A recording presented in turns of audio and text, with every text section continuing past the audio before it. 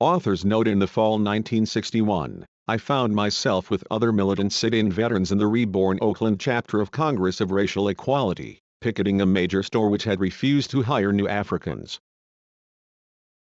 Even in the Bay Area that was the custom and law back then. It had started years earlier for me in high school in LA's 1950s San Fernando Valley, where as the lone uneducated leftist I had tried unsuccessfully to sell copies of the Socialist Labor Party newspaper, the only one I could get, every week to my classmates. At the same time was working as an Asian houseboy for the family of a Jewish used car dealer. Stereotypes abound for a reason. Was fired for taking a night off for my own high school graduation. The wife lost it and screamed, "People like you don't need graduations." A month later was living in a different state to find a job and avoid the colored military draft. And active as the novice food drive coordinator in a long, bitter, ugly hospital workers' strike, whose main public demand was pay raises up to the federal minimum wage, we lost badly. Have been through 1,000 campaigns and movement groups since then, and can't believe I've been so dumb so often. In 1975, while mostly active doing African liberation movement support with radical exiles from various countries, I started writing a historical investigation into the puzzling class politics of Euro-American workers, which I naively thought would only be a quick movement paper. 8 years later, what became retitled as Settlers was finished. Even then I didn't believe there was any audience for it, and planned to only photocopy 50 copies of my typed draft for internal education in the underground Black Liberation Army Coordinating Committee. Comrades with more sense than myself insisted that we publish it as a book, if only for the liberation movement. Over the years, we took it through 3 editions, but finally it's time to hand it on to new publishers. Remember only, I wrote this with my life. J. Sakai, 2014. The minority puts a dogmatic view in place of the critical, and an idealist one in place of the materialist. They regard mere discontent, instead of real conditions, as the driving wheel of revolution. Whereas we tell the workers, you have to go through 15, 20, 50 years of civil wars and national struggles, not only in order to change conditions but also to change yourselves and make yourselves capable of political rule. You, on the contrary, say, we must come to power immediately, or else we may as well go to sleep. Whilst we make a special point of directing the German workers' attention to the undeveloped state of the German proletariat, you flatter the national feeling and the status prejudice of the German artisans in the crudest possible way, which, admittedly, is more popular. Just as the word people has been made holy by the Democrats, so the word proletariat has been made holy by you. Karl Marx, on the 1850 split in the German Communist League. Introduction: one day a friend introduced me to a young new African brother who was selling things on the sidewalk outside a large office building. When our talk turned to this book, the young brother looked up proudly and said, "I already know everything about the white man, and he knows nothing about me." As we were talking away, I couldn't help thinking how many people had the same thought. Because they know that the white man is completely racist and treacherous, they wrongly assume that they know all about his society. This is really the point that this book begins from. In fact, the 1960s breakthrough of ethnic studies programs at universities has been dialectically turned around and used against us. We are getting imperialist-sponsored and imperialist-financed Asian studies, Black studies, Puerto Rican studies, Indian studies, ethnic studies pushed back down our throats. Some of the most prominent Third World intellectuals in the U.S. empire are getting paid good salaries by the imperialists to teach us our histories. Why? U.S. imperialism would rather that all Third World people in their empire remain totally blank and ignorant about themselves, their nations, their cultures, their pasts, about each other, about everything except going to work in the morning. But that day is over. So instead they oppose enlightenment by giving into it in form, but not in essence. Like jujitsu, our original demand that our separate and unique histories be uncovered and recognized is now being used to throw us off our ideological balance. The imperialists promote watered-down and distorted versions of our pasts as oppressed Third World nations and peoples. The imperialists even concede that their standard U.S. history is a white history, and is supposedly incomplete unless the long-suppressed Third World histories are added to it. Why? The key to the puzzle is that our story, imperialist Euro-American mishistory, is not incomplete. It isn't true at all. Our story also includes the standard class analysis of America that is put forward into our hands by the Euro-American left. Our story keeps saying, over and over, you folks, just think about your own history. Don't bother analyzing white society, just accept what we tell you about it. In other words, it's as if British liberals and socialists had told African anti-colonial revolutionaries in Ghana or Kenya to just study their own traditions, but not to study the British Empire. Our story is not incomplete at all. It's a series of complete lies, an ideological worldview cleverly designed to further imperialist domination of the oppressed. This work throws the light of historical materialism on Babylon itself.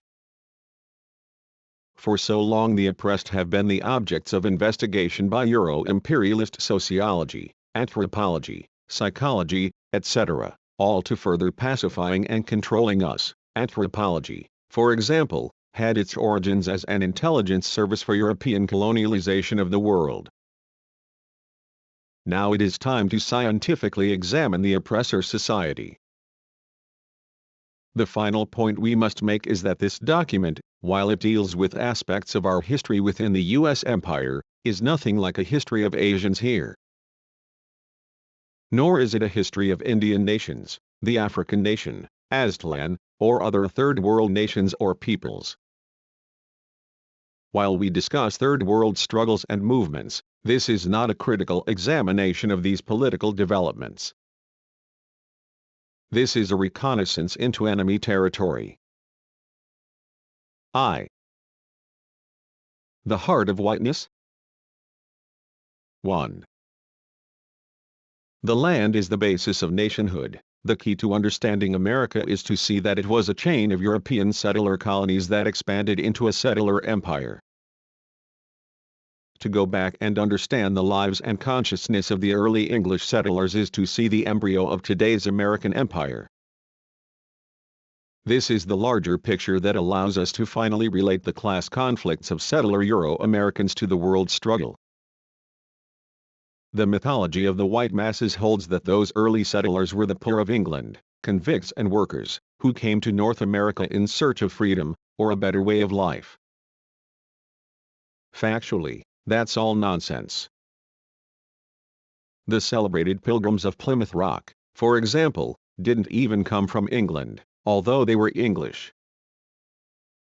They had years before emigrated as a religious colony to Holland, where they had lived in peace for over a decade. But in Holland these predominantly middle-class people had to work as hired labor for others. This was too hard for them, so they came to North America in search of less work and more money. At first, according to the rules of their faith, they farmed the land in common and shared equally. Soon their greed led them into fighting with each other, slacking off at assigned tasks, etc., until the colony's leaders had to give in to the settlers' desires and divide up the stolen land, giving to every family a parcel of land. This is typical of the English invasion forces. A study of roughly 10,000 settlers who left Bristol from 1654-85 shows that less than 15% were proletarian. Most were youth from the lower middle classes. Gentlemen and professionals 1%. Yeomen and husbandmen 48%. Artisans and tradesmen 29%. The typical age was 22 to 24 years. In other words, the sons and daughters of the middle class, with experience at agriculture and craft skills, were the ones who thought they had a practical chance in America. What made North America so desirable to these people? Land. Euro-American liberals and radicals have rarely dealt with the land question. We could say that they don't have to deal with it, since their people already have all the land. What lured Europeans to leave their homes and cross the Atlantic was the chance to share in conquering Indian land. At that time there was a crisis in England over land ownership and tenancy due to the rise of capitalism. One scholar of the early invasion comments on this: land hunger was rife among all classes. Wealthy clothiers, drapers, and merchants who had done well and wished to set themselves up in land were avidly watching the market, ready to pay almost any price for what was offered. Even prosperous yeomen often could not get the land they desired for their younger sons. It is commonplace to say that land was the greatest inducement the New World had to offer. But it is difficult to overestimate its psychological importance to people in whose minds land had always been identified with security, success and the good things of life. It was these younger sons, despairing of owning land in their own country, who were willing to gamble on the colonies. The brutal Enclosure Acts and the ending of many hereditary tenancies acted as a further push in the same direction. These were the principal reasons given on the emigration lists of 1773-76 for settling in America. So that participating in the settler invasion of North America was a relatively easy way out of the desperate class struggle in England for those seeking a privileged life. It is hard for us to imagine how chaotic and difficult English life was in that transitional period. The coming of capitalism had smashed all the traditional securities and values of feudal England, and financed its beginnings with the most savage reduction of the general living standard. During the course of the 16th century, wages in the building trades went down by over half, while the price of firewood, wheat, and other necessities soared by 5 times. By encouraging this outflow, the British ruling class both furthered their empire and eased opposition at home to their increasing concentration of wealth and power. And the new settlers, lusting for individual land and property, were willing to endure hardships and uncertainties for this prized goal. They were even more willing to kill for it. Then too, many English farmers and artisans couldn't face the prospect of being forced down into the position of wage labor. Traditionally, hired laborers were considered so low in English society that they ranked far below mere failures, and were considered degraded outcasts. Many English, including the Levellers, the anti-capitalist revolutionary outbreak of the 17th century, thought wage laborers should lose their civil rights and English citizenship. Public opinion was so strong on this that the early English textile factories were filled with Irish and Welsh immigrants, children from the poorhouses and single women. So jumping the ocean in search of land was not some mundane career decision of comparing dollars and cents to these Englishmen, it was a desperate venture for continued status and self-respect. The various colonies competed with each other in offering inducements to new settlers.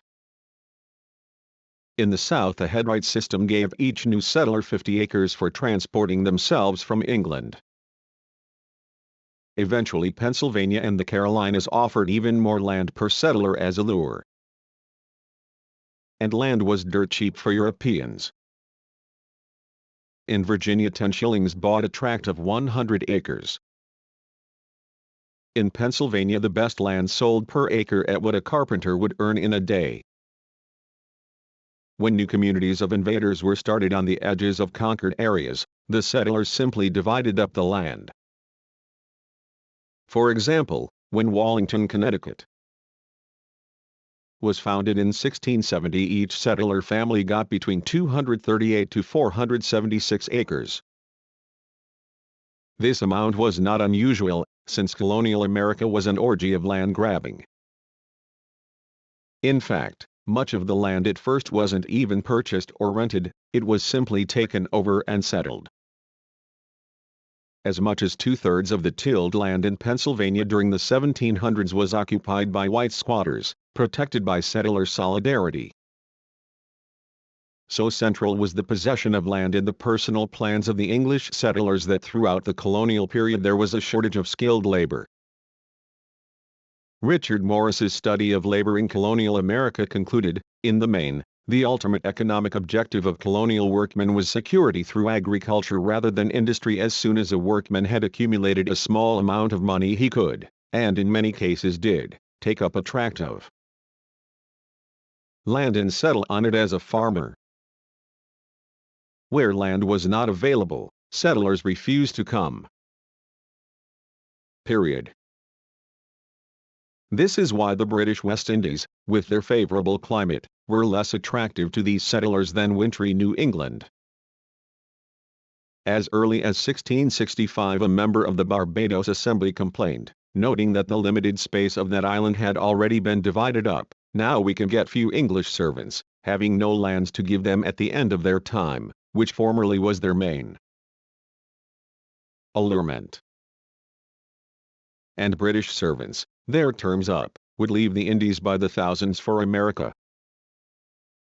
It was this alone that drew so many Europeans to colonial North America, the dream in the settler mind of each man becoming a petty lord of his own land. Thus, the tradition of individualism and egalitarianism in America was rooted in the poison concept of equal privileges for a new nation of European conquerors. 2. The foundations of settler life, the life of European settlers, and the class structure of their society, was abnormal because it was dependent upon a foundation of conquest, genocide, and enslavement. The myth of the self-sufficient, white settler family clearing the wilderness, and supporting themselves through their own initiative and hard labor, is a propaganda fabrication. It is the absolute characteristic of settler society to be parasitic, dependent upon the super-exploitation of oppressed peoples for its style of life. Never has Euro-American society completely supported itself. This is the decisive factor in the consciousness of all classes and strata of white society from 1600 to now. Settler society was raised up, above the level of backward old Europe, by a foundation of conquest. This conquest was a miracle drug for a Europe convulsed with the reaction of decaying feudalism and deadly capitalism, shot into the veins of the Spanish feudal nation. For instance, the miracle drug of New World conquest gave Spain the momentary power to overrun North Africa, Holland, and Italy before her historical instant waned. For the English settlers, this conquest made real the bourgeois vision of building a whole new European society. Like many such fixes, for Euro-Americans this conquest was addicting. It was habit-forming and rapidly indispensable, not only culturally, but in the mechanism of an oppressor society whose lifeblood was new conquest. We will examine this later, in the relationship of settlerism to imperialism. For now, it is enough to see that this conquest is a material fact of great magnitude, an economic and social event as important as the emergence of the factory system or the exploitation of petroleum in the Middle East. We stress the obvious here, because the Euro-American settlers have always made light of their invasion and occupation, although the conquered territory is the precondition for their whole society. Traditionally, European settler societies throw off the propaganda smokescreen that they didn't really conquer and dispossess other nations. They claim with false modesty that they merely moved into vacant territory. So the early English settlers depicted America as empty, a howling wilderness, unsettled, sparsely populated, just waiting with a vacant sign on the door for the first lucky civilization to walk in and claim it. Theodore Roosevelt wrote defensively in 1900, "The settler and pioneer have at bottom had justice on their side." This great continent could not have been kept as nothing but a game preserve for squalid savages. It is telling that this lie is precisely the same lie put forward by the white Afrikaner settlers, who claim that South Africa was literally totally uninhabited by any Africans when they arrived from Europe. To universal derision, these European settlers claim to be the only rightful, historic inhabitants of South Africa. Or we can hear similar defenses put forward by the European settlers of Israel, who claim that much of the Palestinian land and buildings they occupy are rightfully theirs, since the Arabs allegedly decided to voluntarily abandon it all during the 1948-49 war. Are these kind of tales any less preposterous when put forward by Euro-American settlers? America was spacious and sparsely populated only because the European invaders destroyed whole civilizations and killed off millions of Native Americans to get the land and profits they wanted. We all know that when the English arrived in Virginia, for example, they encountered an urban, village-dwelling society far more skilled than they in the arts of medicine, agriculture, fishing, and government. The first government of the new USA, that of the Articles of Confederation, was totally unlike any in autocratic Europe, and had been influenced by the government of the Six-Nation Iroquois Confederation. This civilization was reflected in a chain of 300 Indian nations and peoples stretched from the Arctic Circle to the tip of South America, many of whom had highly developed societies. There was, in fact, a greater population in these Indian nations in 1492 than in all of Western Europe. Recent scholarly estimates indicate that at the time of Columbus there were 100 million Indians in the hemisphere, 10 million in North America, 25 million in central Mexico, with an additional 65 million elsewhere in Central and Southern America. These numbers have long been concealed, since they give rise to the logical question of what happened to this great mass of people.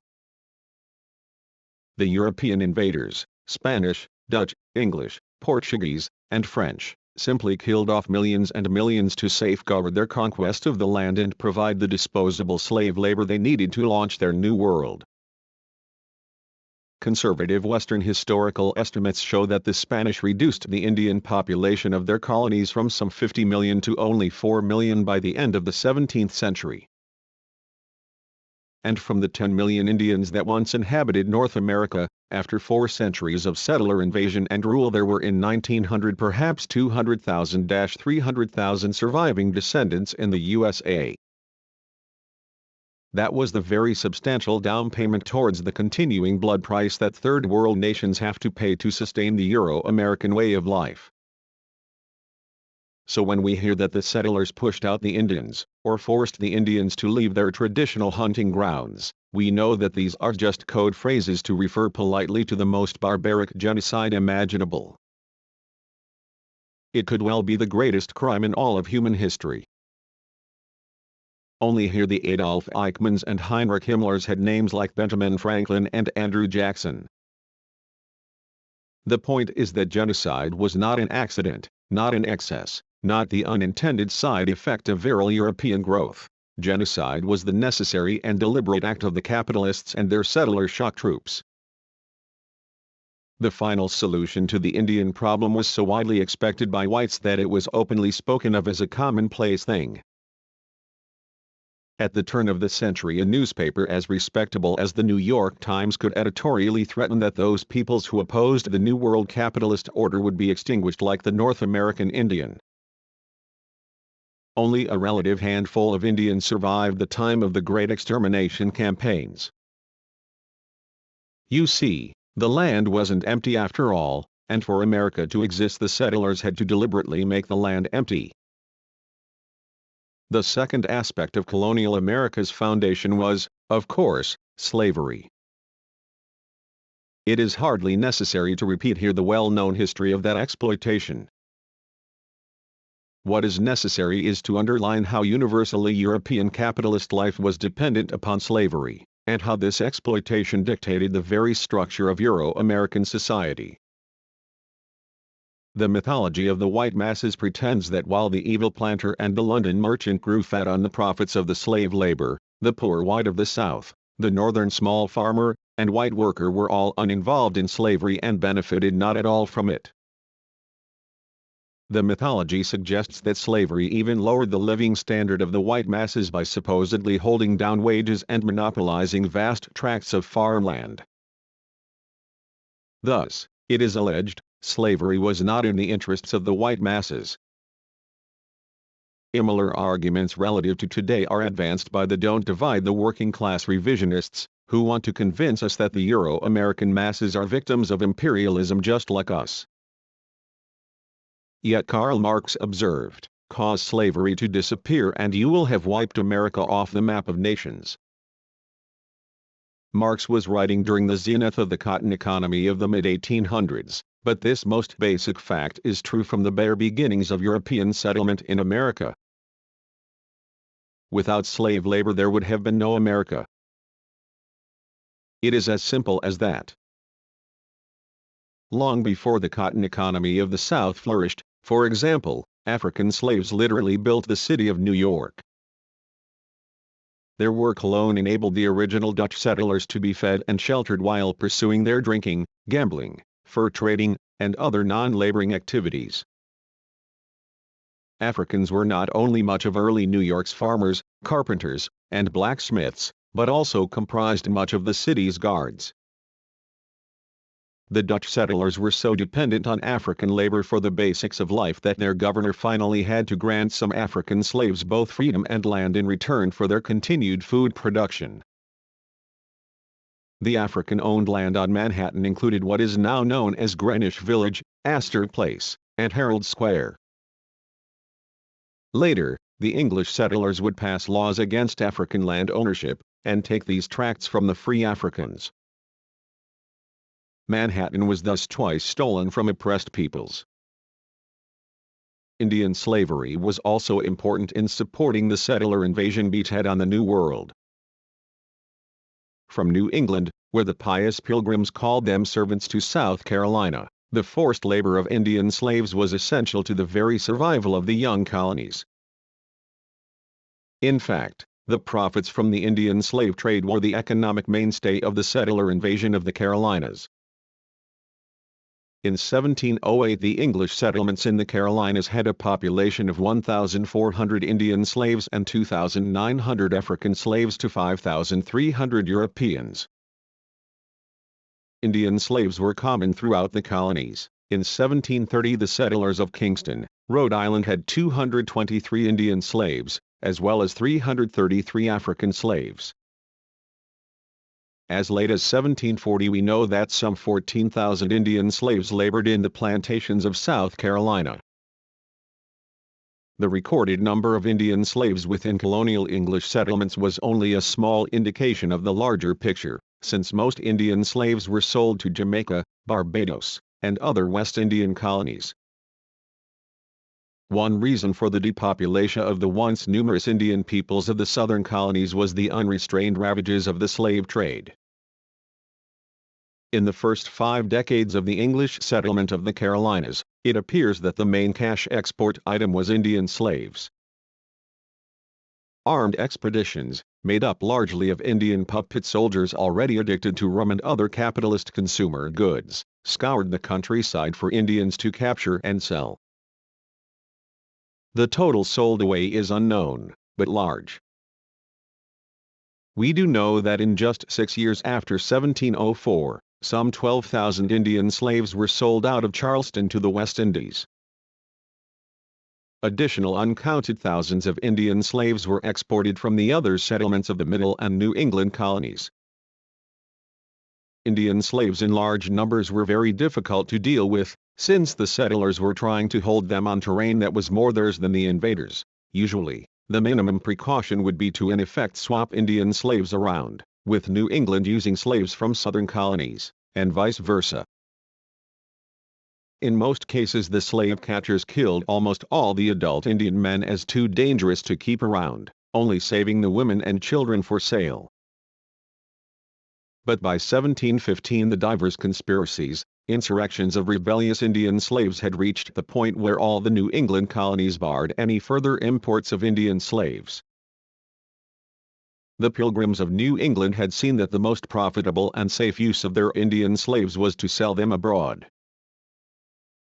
Indeed, the wife and 9-year-old son of King Philip, the great leader of the 1675 Indian uprising, were sold into West Indian captivity, as was even then customary with many captured Indians.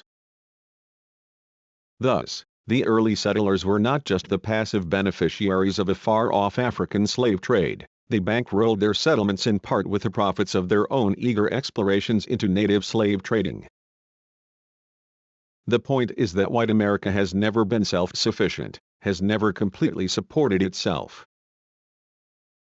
Indian slavery died out, and was gradually lost in the great river of African slavery, only because the settlers finally decided to exterminate the heavily depopulated Indian nations altogether. The essence is not the individual ownership of slaves, but rather the fact that world capitalism in general and Euro-American capitalism in specific had forged a slave-based economy in which all settlers gained and took part. Historian Samuel Eliot Morison, in his study of the European discovery of America, notes that after repeated failures the Europeans learned that North American settler colonies were not self-sufficient.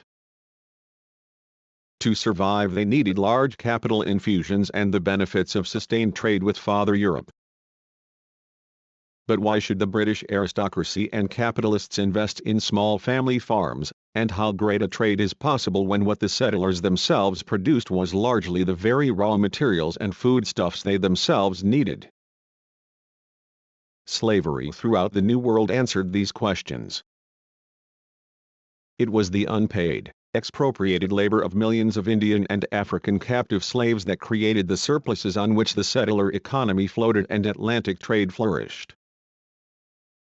So all sections of white settler society, even the artisan, worker, and farmer, were totally dependent upon African slave labor, the fisherman whose low-grade, refuse fish was dried and sold as slave meal in the Indies.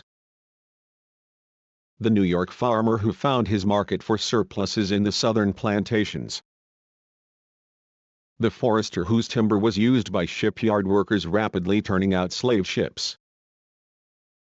The clerk in the New York City export house checking bales of tobacco awaiting shipment to London. The master cooper in the Boston rum distillery.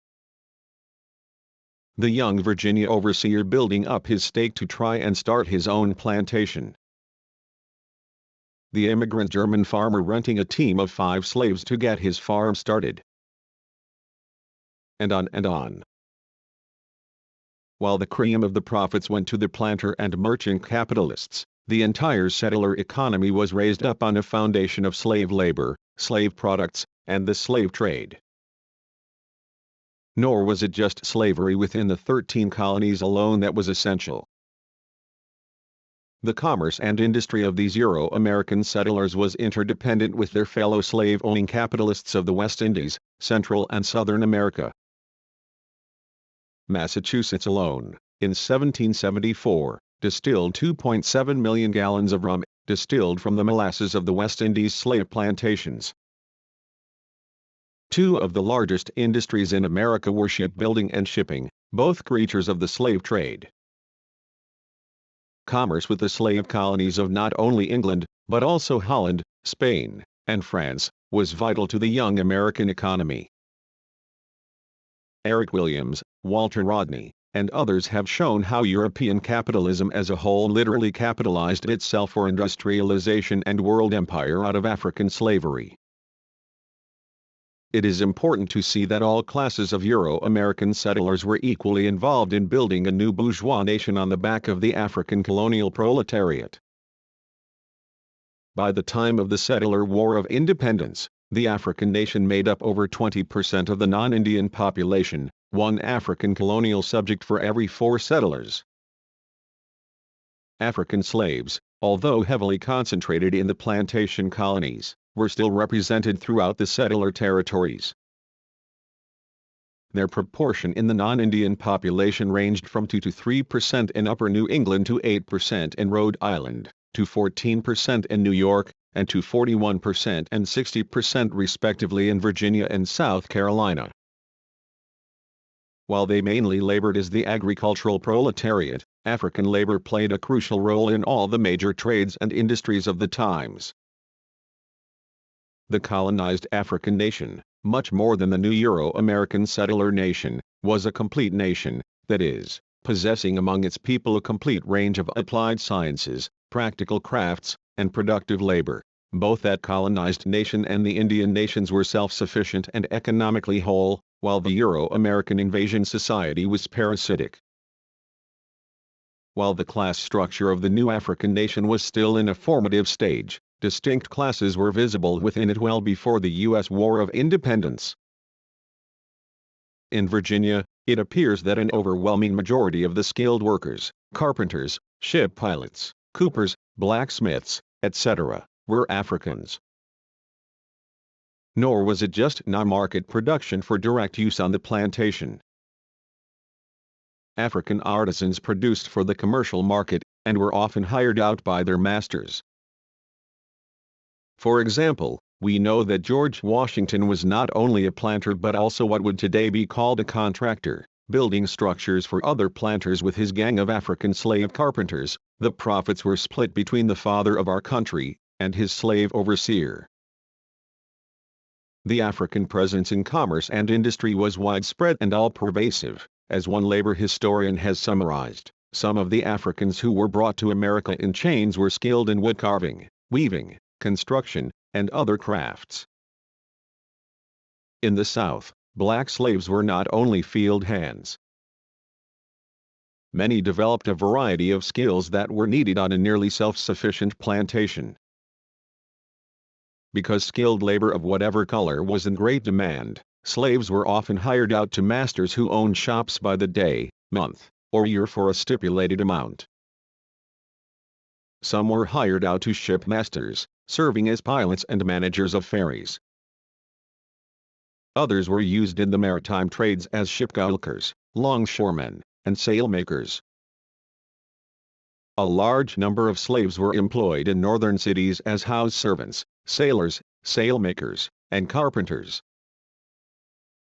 New York had a higher proportion of skilled slaves than any other colony: coopers, tailors, bakers, tanners, goldsmiths, cabinet makers, shoemakers, and glaziers. Both in Charleston and in the northern cities, many artisans utilized slave labor extensively. Africans were the landless, propertyless, permanent workers of the U.S. Empire. They were not just slaves. The African nation as a whole served as a proletariat for the Euro-American oppressor nation. This African colony supported on its shoulders the building of a Euro-American society more prosperous, more egalitarian, and yes, more democratic than any in semi-feudal old Europe. The Jeffersonian vision of America as a pastoral European democracy was rooted in the national life of small, independent white landowners.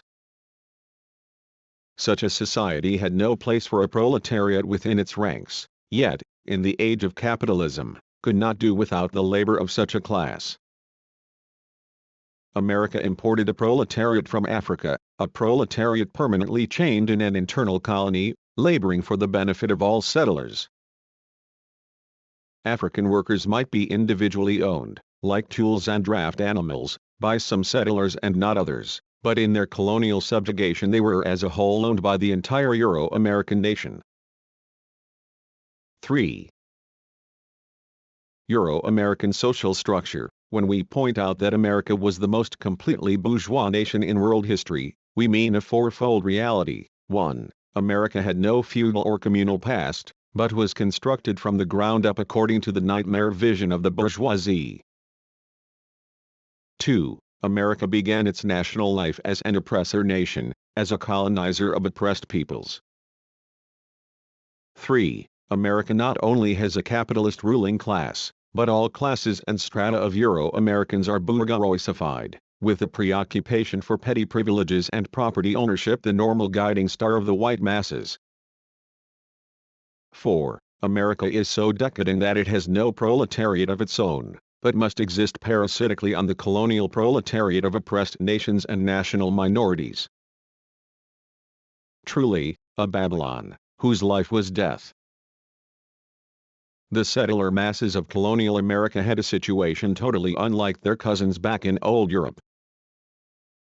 For the privileges of conquest produced a non-proletarian society of settlers.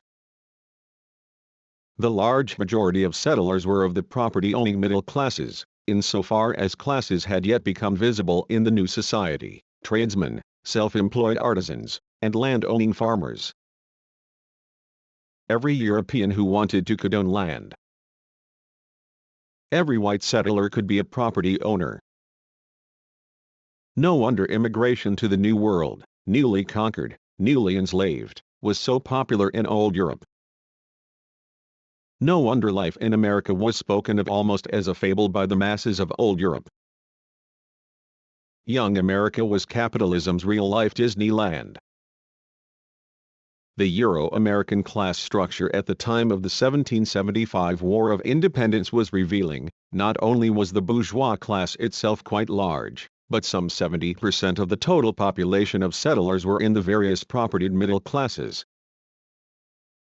The overwhelming majority were landowners, including many of the artisans and tradesmen, and an even larger portion of the Euro-Americans were self-employed or preparing to be.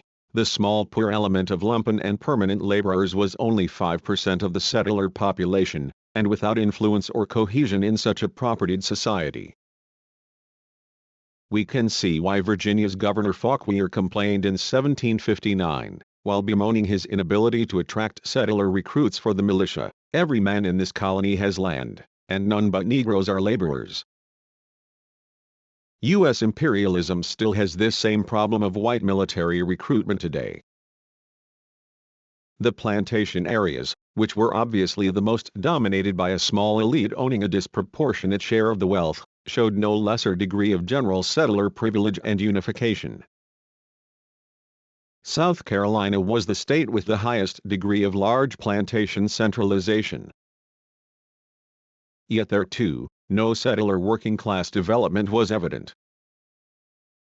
The South Carolina settler class structure shows only an intensification of the same bourgeois features evident at the national level, when we speak of the small, land-owning farmer as the largest single element in settler society. It is important to see what this means. An example is Rebecca Royston of Calvert County, Maryland, who died in 1740 with an estate worth £81, which places her well in the middle of the small-medium farmers. That sum represented the value of 200 acres of farmland, 31 head of cattle, 15 of sheep, 29 pigs, 1,463 pounds of tobacco stored for market, 5 feather beds, 2 old guns, assorted furniture, tools and kitchen utensils, and the contract of an 8-year-old indentured child servant. No wealth, no luxury, but a life with some small property, food, shelter, and a cash crop for market. Certainly a far reach upwards from the bitter, bare existence of the colonial African proletariat, or, for that matter, the British or French proletariat of the period. Although there were Euro-American craftsmen and workers, they never coalesced into a proletariat because they were too privileged and transitory in condition. It is important to grasp firmly that the mere presence of settler craftsmen and workers doesn't automatically mean that they were a conscious class. With their extra-proletarian living standard and their future in the propertied middle classes, most settler workmen had no reason to develop a proletarian consciousness. Further, the rapid turnover of settlers in these strata left no material basis for the formation of a class. We can see this more clearly when we examine the details of work and wages. Rather than the mass production factory, the colonial-era workshop was a setting for the highly skilled, piece by piece, hand production of a few craftsmen. Even a shipyard customarily only employed 5 to 10 artisans and workers of all types, total. The workshop was a business owned and managed by the master artisan, who might employ in his workshop 1 or 2 journeyman artisans and several apprentices, servants or slaves. It is easy to grasp how, in small settler communities, social and class lines were blurred and still unformed. For example, most of the settler artisans were also small farmers who grew some or all of their own food. While some artisans never advanced, others were already becoming small capitalists, since the historic extension of the craft workshop was capitalist manufacture. The most famous colonial-era settler artisan, Paul Revere, was not only a silversmith and an artist engraver, but also a dentist and the small capitalist operator of a copper foundry. In the colonial era, the majority of Euro-American artisans and wage laborers eventually bought farmland and/or business property and rose into the middle strata. The special and non-proletarian character of settler artisans and workers, which has been so conveniently forgotten about by today's Euro-American radicals, was well known a century ago by Europeans such as Marx and Engels. In 1859 Marx wrote of the United States of North America, where, though classes already exist, they have not yet become fixed, but continually change and interchange their elements in constant flux. What Marx saw in this class fluidity was the ultimate privilege of settler society, the privilege of having no proletariat at all. He later pointed out, hence the relatively high standard of wages in the United States. Capital may there try its utmost. It cannot prevent the labor market from being continuously emptied by the continuous conversion of wages laborers into independent, self-sustaining peasants. The position of wages laborer is for a very large part of the American people but a probational state, which they are sure to leave within a shorter or longer term. And Marx was writing not about a momentary or temporary phase, but about basic conditions that were true for well over 2 centuries in America. Those settlers never had it so good. And those Europeans who chose or were forced to work for wages got the highest wages in the capitalist world. The very highest. Tom Paine, the revolutionary propagandist, boasted that in America a common laborer made as much money as an English shopkeeper. We know that George Washington had to pay his white journeyman carpenter £40 per year, plus £400 of meat, 20 bushels of corn, and the use of a house and vegetable garden. Journeyman tailors in Virginia earned £26 to £32 per year, plus meals, lodging, laundry service, and drink. In general, it's commonly agreed that Euro-American workers earned at least twice what their British kinfolk made. Some reports say the earnings gap was 5 or 6 times what Swedish or Danish workers earned. Even a whole century later, the difference was still so large that Marx commented, "Now, all of you know that the average wages of the American agricultural laborer amount to more than double that of the English agricultural laborer, although the prices of agricultural produce are lower in the United States than in the United Kingdom. It was only possible for settler society to afford this best paid, most bourgeoisified white workforce because they had also obtained the least paid, most proletarian African colony to support it. Many of those settler laborers were indentured servants, who had signed on to do some years of unpaid labor, usually for a master in return for passage across the Atlantic. It is thought that as many as half of all the pre-1776 Europeans in America went through this temporarily unfree status. Some settler historians dwell on this phenomenon, comparing it to African slavery in an attempt to obscure the rock of national oppression at the base of America. Harsh as the time of indenture might be, these settlers would be free, and African slaves would not. More to the national difference between oppressor and oppressed, white indentured servants could look hopefully toward the possibility of not only being free, but of themselves becoming landowners and slave masters. For this initiation, this choose to join the oppressor nation, was a rite of passage into settler citizenship. For example, as early as 1629 almost 1 member out of 6 of Virginia's House of Burgesses was a former indentured servant. Much of Pennsylvania's prosperous German farming community originally emigrated that way. Christopher Hill, the British Marxist historian, directly relates the European willingness to enter servitude to the desire for land ownership, describing it as a temporary phase through which one worked one's way to freedom and land ownership. This is important because it was only this bottom layer of settler society that had the potential of proletarian class consciousness. In the early decades of Virginia's tobacco industry, gangs of white indentured servants worked the fields side by side with African and Indian slaves, whom in the 1600s they greatly outnumbered. This was an unstable situation, and one of the results was a number of joint servant-slave escapes, strikes, and conspiracies. A danger to the planter elite was evident, particularly since white servants constituted a respectable proportion of the settler population in the two tobacco colonies, accounting for 16% in Virginia in 1681 and 10% in Maryland in 1707. The political crisis waned as the period of bound white plantation labor ended. First, the greater and more profitable river of African labor was tapped to the fullest, and then the flow of British indentured servants slacked off. The number of new European servants entering Virginia fell from 1,500 to 2,000 annually in the 1670s to about 91 in 1715. However, the important change was not in numbers but in social role. Historian Richard Morris, in his study of colonial-era labor, says of European indentured servants on the plantations, but with the advent of Negro slavery they were gradually supplanted as field workers and were principally retained as overseers, foremen or herdsmen. In other words, even the very lowest layer of white society was lifted out of the proletariat by the privileges of belonging to the oppressor nation.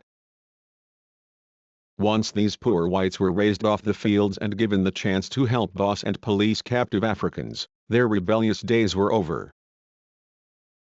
The importance of this experience is that it shows the material basis for the lack of class consciousness by early Euro-American workers, and how their political consciousness was directly related to how much they shared in the privileges of the larger settler society. Further, the capitalists proved to their satisfaction that dissent and rebelliousness within the settler ranks could be quelled by increasing the colonial exploitation of other nations and peoples. 2. Struggles and alliances. The popular political struggles of settler America, the most important being the 1775-83 War of Independence, gave us the first experience of alliances between Euro-American dissenters and oppressed peoples. What was most basic in these alliances was their purely tactical nature.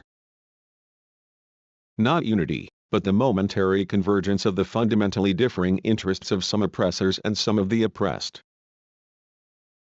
After all, the national division between settler citizens of emerging America and their colonial African subjects was enormous, while the distance between the interests of Indian nations and that of the settler nation built on their destruction was hardly any less. While tactical alliances would bridge this chasm, it is important to recognize how calculated and temporary these joint efforts were. We emphasize this because it is necessary to refute the settler propaganda that colonial America was built out of a history of struggles for representative government, democratic struggles, or class struggles, in which common whites and Africans joined together. No one, we note, has yet summoned up the audacity to maintain that the Indians too wish to fight and die for settler democracy. Yet that same claim is advanced for African prisoners, slaves, as though they either had more common interests with their slave masters, or were more brainwashed. To examine the actual conflicts and conditions under which alliances were reached totally rips apart these lies. A clear case is Bacon's Rebellion, one of the two major settler uprisings prior to the War of Independence.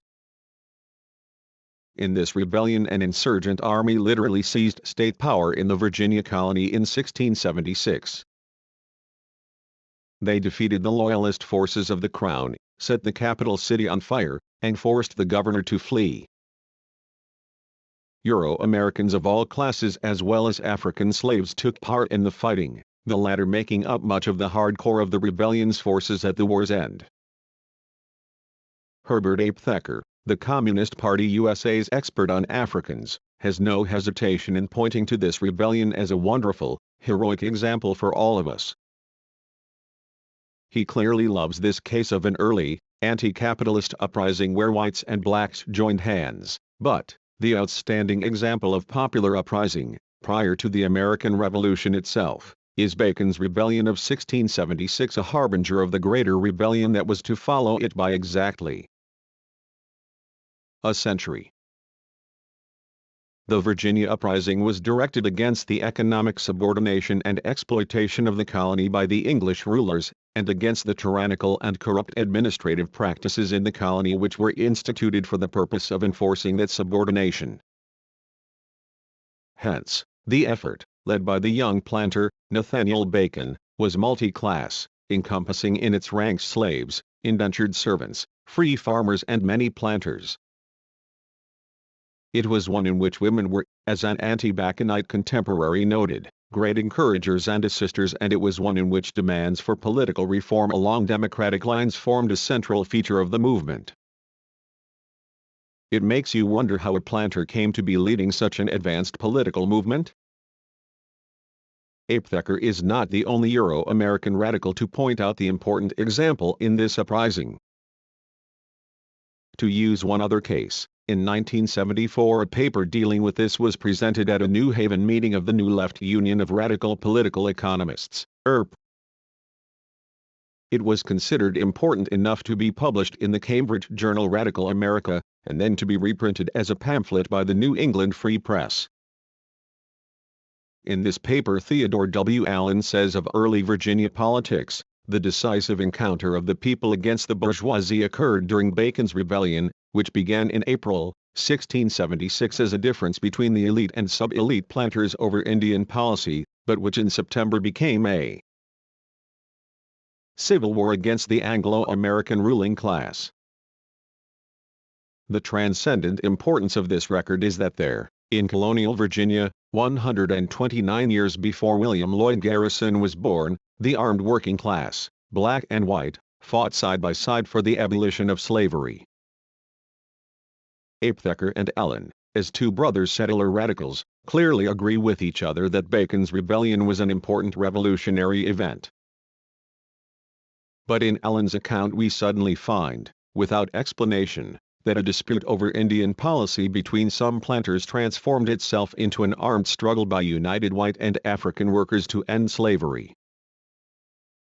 That is a hard story to follow, particularly since Bacon's rebellion is a cherished event in Southern white history, and Bacon himself a notable figure. There is, in fact, an imposing memorial tablet of marble and bronze in the Virginia state capitol, in the House of Delegates, which singles out Bacon as a great patriot leader of the Virginia people. So even Virginia's segregationist white politicians agreed with Apetheker and Allen about this democratic rebellion. This truly is a unity we should not forget. Behind the rhetoric, the real events of Bacon's rebellion have the sordid and shabby character we are so familiar with in Euro-American politics. It is, however, highly instructive for us. The story begins in the summer of 1675. The settlers of Virginia colony were angry and tense, for the alarms of King Philip's rebellion, the famed Indian struggle, had spread south from Massachusetts. Further, the colony was in an economic depression due to both low tobacco prices and a severe drought, which had cut crop yields down by as much as 3/4. One of the leading planters on the colony's frontier was Nathaniel Bacon, Jr., the newest member of the colony's elite. Bacon had emigrated just the year before, swiftly purchasing 2 plantations on the James River.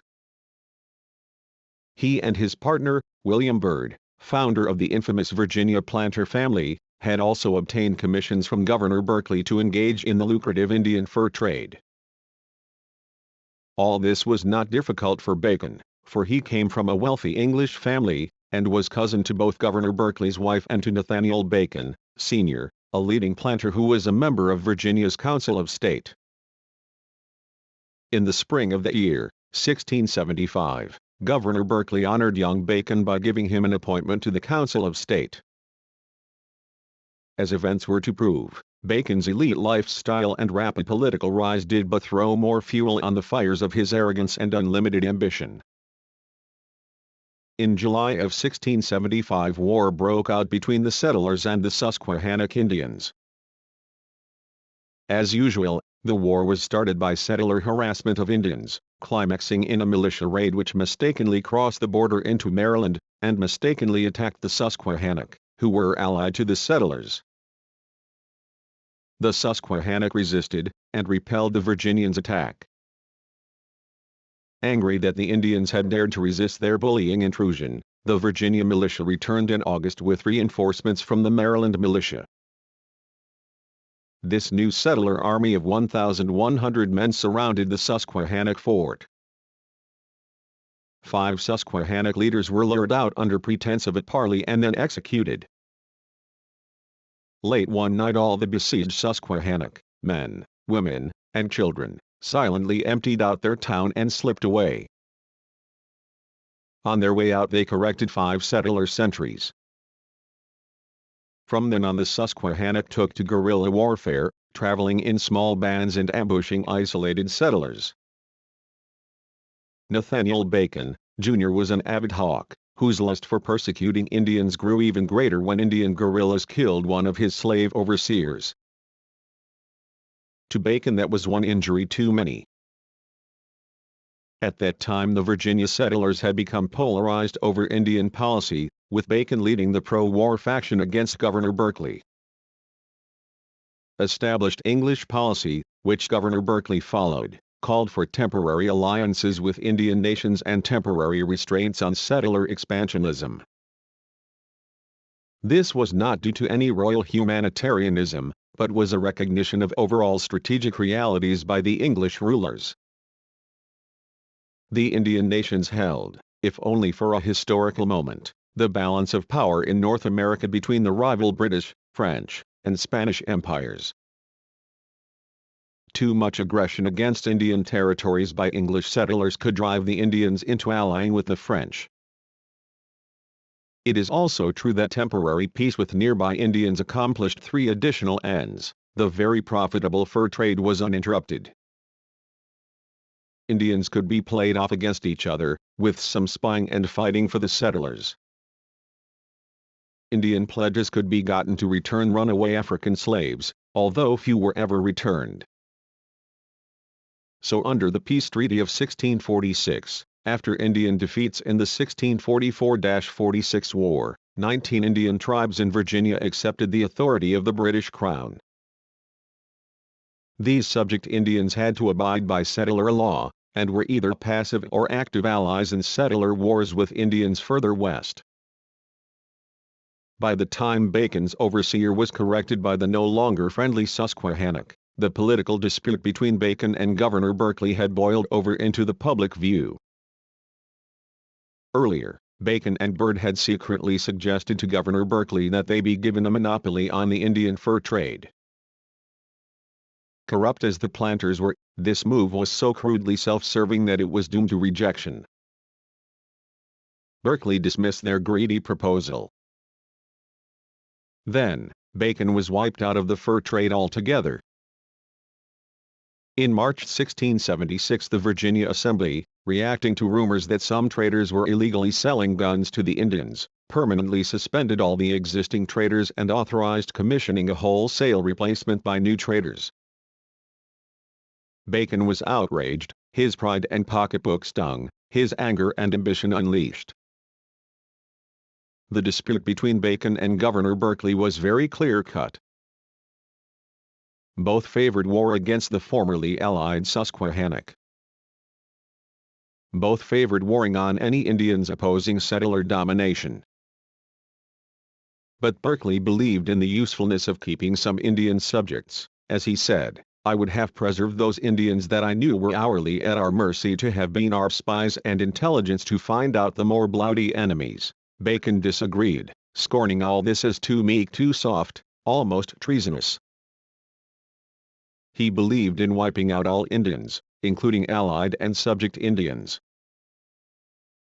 As he put it in his manifesto, our design was to ruin and extirpate all Indians in general. Thus did Bacon's rebellion define its main program. This was a classic settler liberal-conservative debate, which still echoes into our own times, like that between Robert F. Kennedy versus George Wallace, OEO versus KKK, CIA versus FBI, and so on. Bacon had been denied a militia officer's commission by Governor Berkeley on the grounds that he refused to follow British policy. But in May 1676, Bacon refused to be blocked by Governor Berkeley any longer. He had become a charismatic leader among the frontier settlers, and he and his neighbors were determined to reach a final solution to their Indian problem. This was an increasingly popular program among the settler masses, since it also promised to end their economic depression by a new round of looting Indian lands and goods. Nothing raises more enthusiasm among Euro-American settlers than attacking people of color. They embrace it as something between a team sport and a national religion. Thus did the rebellion win over the settler masses. In May 1676, word came to the settlers on the frontier from their Occaneech Indian allies that a band of Susquehannock had camped near the Occaneech fort on the Roanoke River. Bacon and his friends formed a vigilante group, against government orders, and promptly rode off to begin their war against all Indians. This marks the beginning of Bacon's rebellion. When Bacon and his men arrived at the Occaneech fort, they were exhausted, out of food, and clearly in no shape to fight. The fawning Occaneech treated the settlers to a festive dinner. They even proposed that Bacon's force should rest while the Occaneech would defeat the Susquehannock for them. Naturally, Bacon agreed. Using treachery, the Occaneech overran the Susquehannock, killing some 30 of them. The surviving prisoners were either publicly executed or given to Bacon as slaves. But this did not end the battle, for Bacon and his vigilante band had really come to kill and enslave all the Indians. The Occaneech were rumored to have a store of beaver furs worth some 1,000 pounds. At least some of Bacon's men later confessed that the great design was to get the beaver in any case. Bacon demanded that the Occaneech give him all the loot from the Susquehanna camp plus additional friendly Indians as slaves. Even at that, the servile Occaneech leader tried to temporize, offering to give him hostages. Suddenly Bacon's force assaulted the unprepared Occaneech. Most of the Indians inside the fort were killed, although they did stand off the settler assault. The surprised Occaneech outside their fort were helpless, however. As Bacon proudly reported, his heroic settler comrades fell upon the men, women and children without, disarmed and destroyed them all. Bacon's rebellion had won its first important victory, and he and his men marched homeward, loaded with loot and new slaves, as heroes. Bacon was now the most popular figure in the Virginia colony, famed and respected as an Indian killer. Berkeley's refusal to grant him a military commission meant nothing, for Bacon was acclaimed as the people's general. He, much more than any governor or counselor, commanded the loyalty of the settler masses. Nor did he find any trouble attracting armed volunteers to do his bidding. Wiping out and looting all the Indians around was a program many whites could relate to, particularly since Governor Berkeley, under popular pressure, had forced the subject Indians to turn in their muskets and disarm. Killing disarmed oppressed people is much more satisfying to Euro-Americans than having to face armed foes. In fact, as one historian pointed out, Bacon and his men did not kill a single enemy Indian but contented themselves with frightening away, killing, or enslaving most of the friendly neighboring Indians, and taking their beaver and land as spoils. Now Bacon was on the offensive against Governor Berkeley and his clique as well. over and over he publicly damned Berkeley as a traitor to settlers. Bacon was swinging from his heels, aiming at nothing less than state power.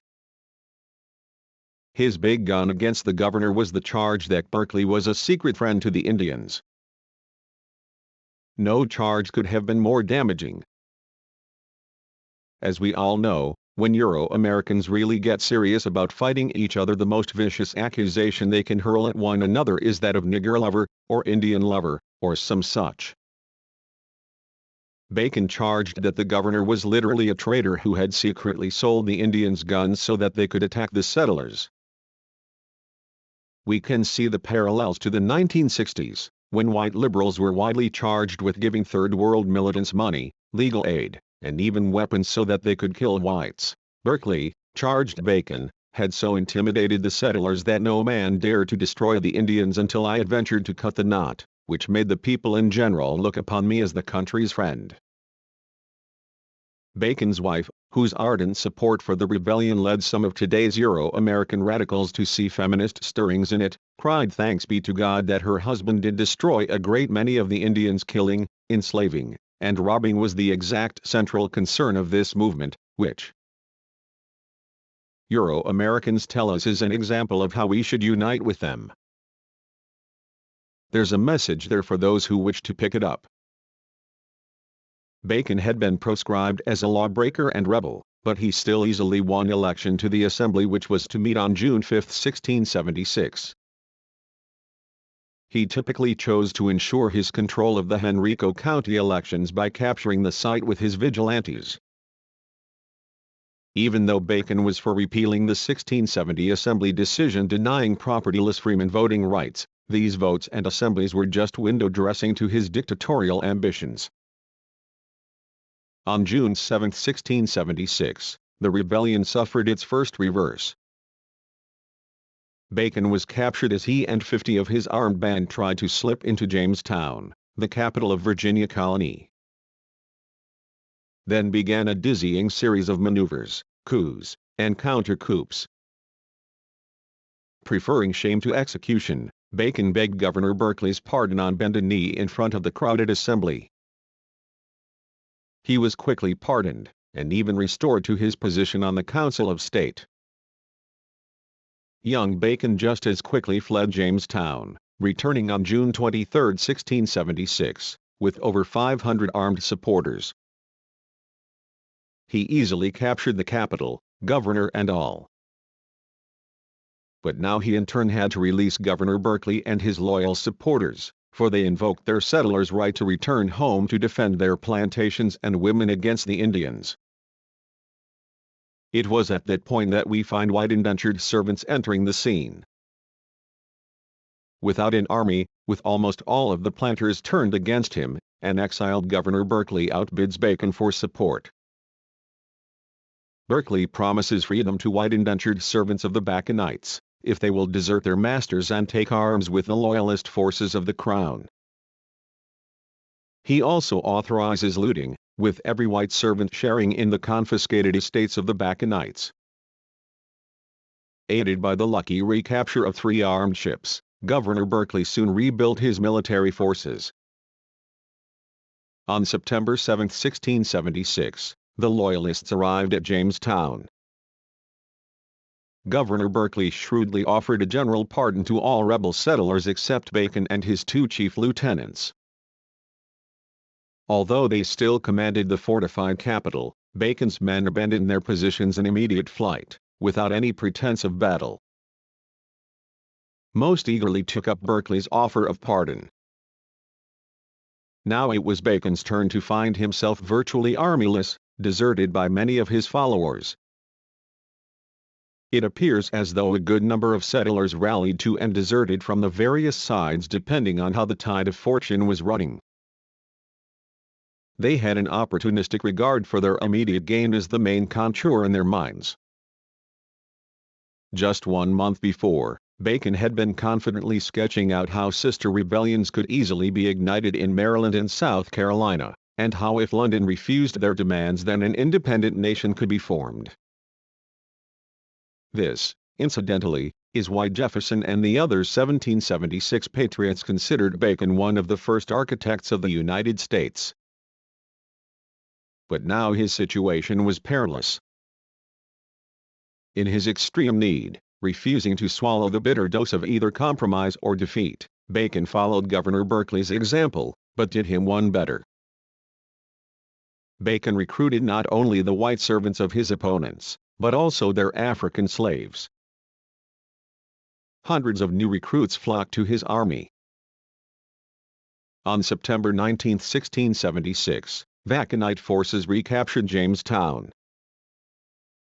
Once again there was no battle. Berkeley's forces deserted him as swiftly as Bacon's had, and the fortified capital was abandoned. Bacon, ever the master psychologist, had skillfully barricaded his besieging ramparts with the bodies of both his new Indian slaves and the captured wives of loyalists. That night he triumphantly ordered Jamestown put to the torch, and the fires that consumed the capital were dramatic evidence that he was once again master of Virginia. But then Bacon died suddenly from an unexpected illness. His successor as general of the rebellion lost heart, and made a secret deal with the crown to disarm the rebel forces. The last diehards were some 80 African slaves and 20 white servants, who refused to surrender to a fate they knew all too well. They were tricked into coming aboard a ship, taken out to the middle of the river, and forced to disarm at Cannon Point. As quickly as it had begun, Bacon's rebellion was over.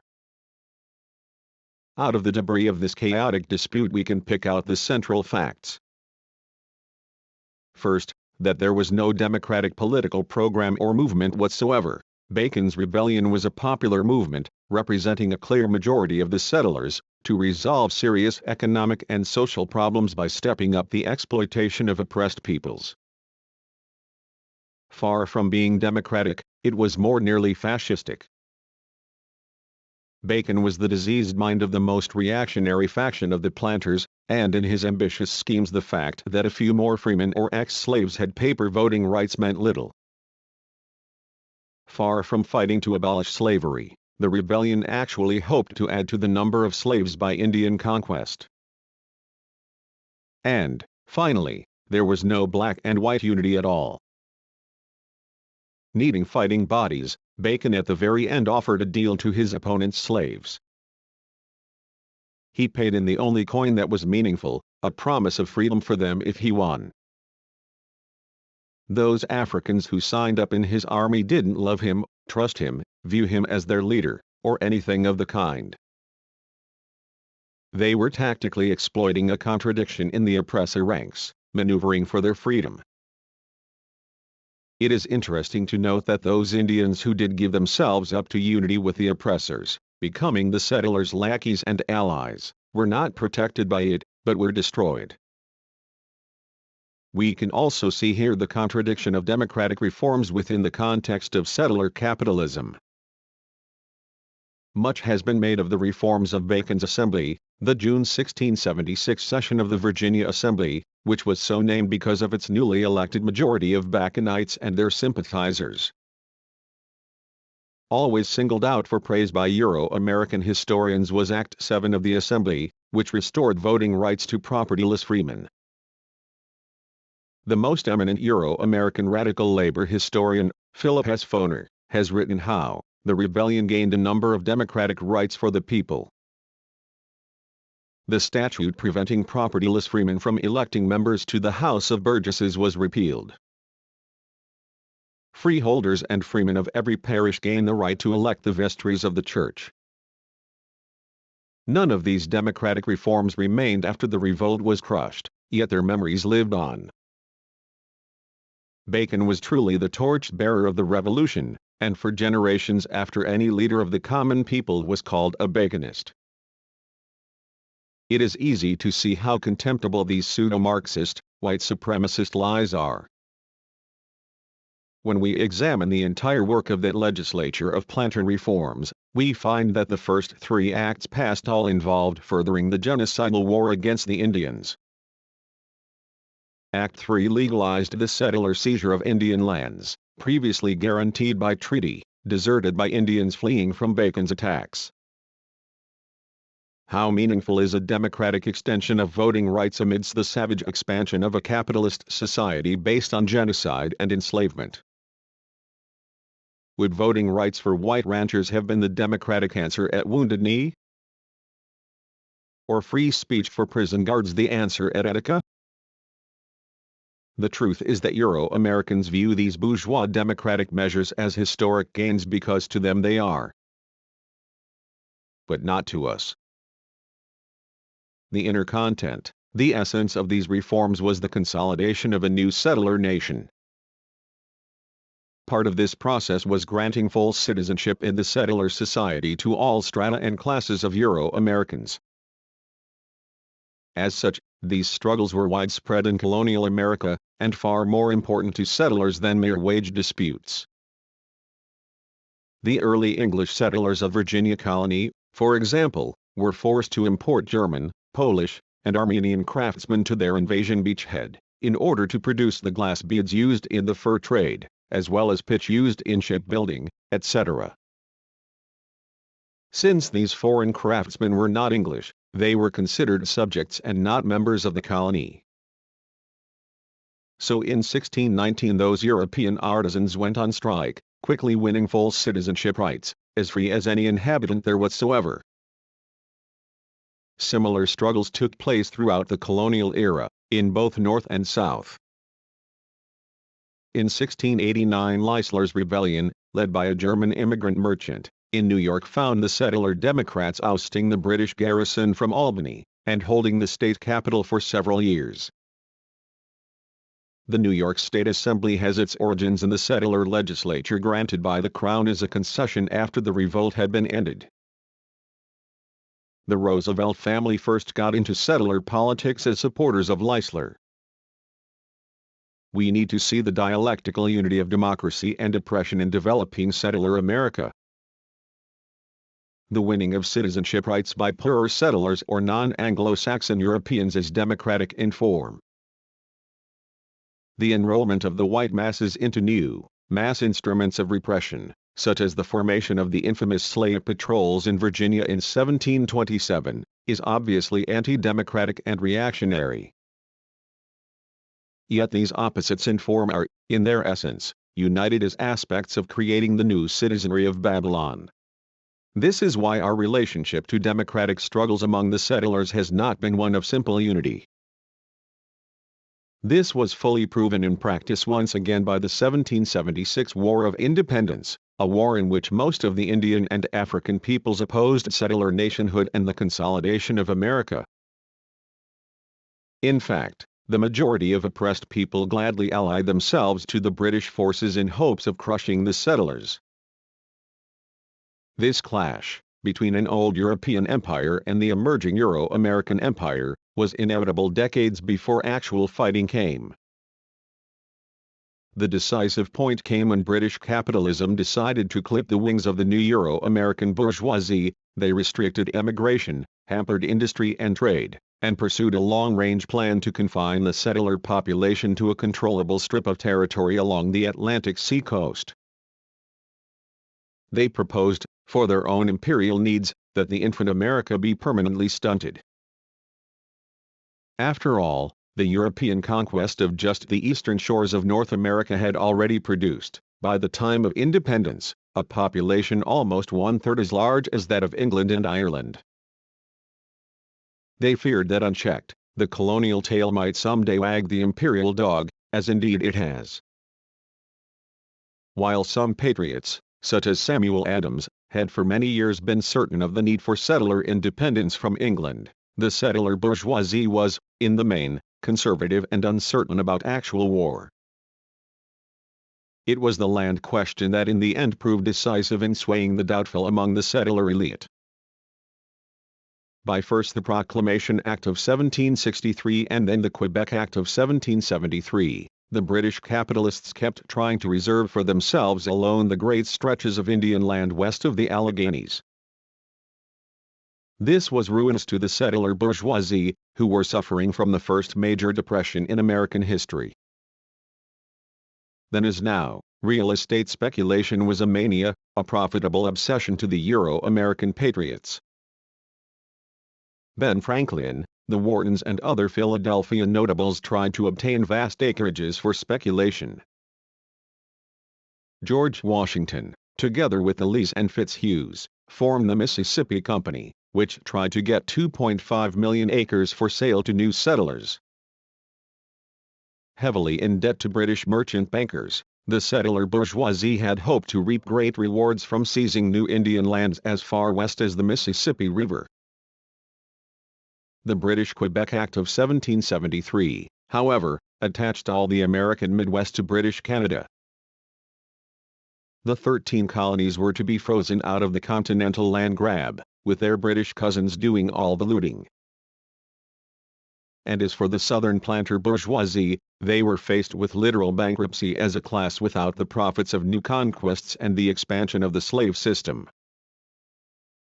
It was this one issue that drove them, at the end, into the camp of rebellion. Historian Richard G. Wade, analyzing the relation of frontier issues to the War of Independence, says of British restrictions on settler land grabbing, settlers hungered to get across the mountains and resented any efforts to stop them.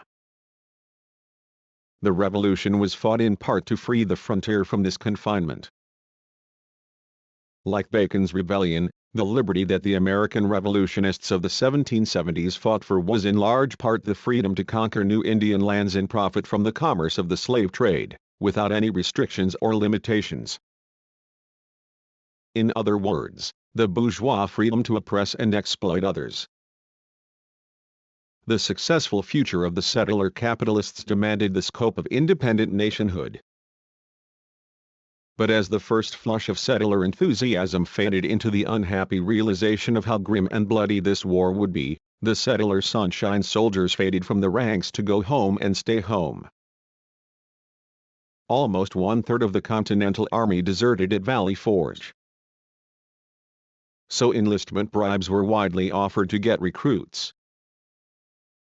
New York State offered new enlistments 400 acres each of Indian land. Virginia offered an enlistment bonus of an African slave, guaranteed to be not younger than age 10, and 100 acres of Indian land. In South Carolina, General Sumter used a share-the-loot scheme, whereby each settler volunteer would get an African captured from Tory estates. Even these extraordinarily generous offers failed to spark any sacrificial enthusiasm among the settler masses. It was Africans who greeted the war with great enthusiasm. But while the settler slave masters sought democracy through wresting their nationhood away from England, their slaves sought liberation by overthrowing America or escaping from it. Far from being either patriotic American subjects or passively enslaved neutrals, the African masses threw themselves daringly and passionately into the jaws of war on an unprecedented scale, that is, into their own war, against slave America and for freedom. The British, short of troops and laborers, decided to use both the Indian nations and the African slaves to help bring down the settler rebels. This was nothing unique. The French had extensively used Indian military alliances and the British extensively used African slave recruits in their 1756-63 war over North America, called the French and Indian War in settler history books. But the Euro-American settlers, sitting on the dynamite of a restive, nationally oppressed African population, were terrified and outraged. This was the final proof to many settlers of King George III's evil tyranny. An English gentlewoman traveling in the colonies wrote that popular settler indignation was so great that it stood to unite rebels and Tories again. Tom Paine, in his revolutionary pamphlet Common Sense, raged against that barbarous and hellish power which hath stirred up Indians and Negroes to destroy us. But oppressed peoples saw this war as a wonderful contradiction to be exploited in the ranks of the European capitalists. Lord Dunmore was Royal Governor of Virginia in name, but ruler over so little that he had to reside aboard a British warship anchored offshore. urgently needing reinforcements for his outnumbered command. On November 5, 1775, he issued a proclamation that any slaves enlisting in his forces would be freed. Sir Henry Clinton, commander of British forces in North America, later issued an even broader offer: "I do most strictly forbid any person to sell or claim right over any Negro, the property of a rebel, who may claim refuge in any part of this army. And I do promise to every Negro who shall desert the rebel standard, full security to follow within these lines any occupation which he shall think proper." Could any horn have called more clearly? By the thousands upon thousands, Africans struggled to reach British lines. One historian of the Exodus has said, "The British move was countered by the Americans, who exercised closer vigilance over their slaves, removed the able-bodied to interior places far from the scene of the war, and threatened with dire punishment all who sought to join the enemy." To Negroes attempting to flee to the British, the alternatives liberty or death took on an almost literal meaning. Nevertheless, by land and sea they made their way to the British forces. The war was a disruption to slave America, a chaotic gap in the European capitalist ranks to be hit hard. Africans seized the time, not by the tens or hundreds, but by the many thousands. America shook with the tremors of their movement. The signers of the Declaration of Independence were bitter about their personal losses. Thomas Jefferson lost many of his slaves. Virginia's Governor Benjamin Harrison lost 30 of my finest slaves. William Lee lost 65 slaves, and said 2 of his neighbors lost every slave they had in the world. South Carolina's Arthur Middleton lost 50 slaves. Africans were writing their own Declaration of Independence by escaping. Many settler patriots tried to appeal to the British forces to exercise European solidarity and expel the rebel slaves. George Washington had to denounce his own brother for bringing food to the British troops, in a vain effort to coax them into returning the Washington family slaves. Yes, the settler patriots were definitely upset to see some real freedom get loosed upon the land. To this day no one really knows how many slaves freed themselves during the war.